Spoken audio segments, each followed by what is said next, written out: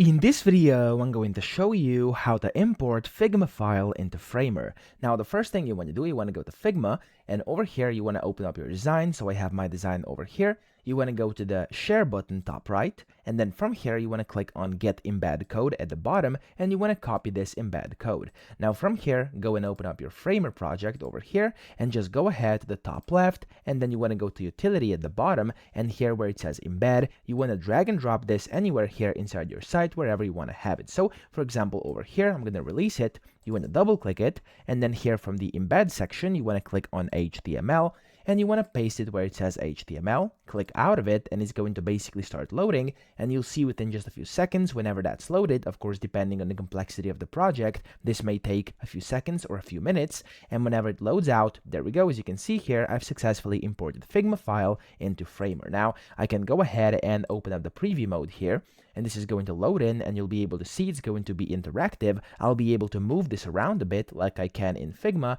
which is very, very convenient. So that's how to do it. I hope this video helped you out. If you did, please subscribe to the channel and help me out as well.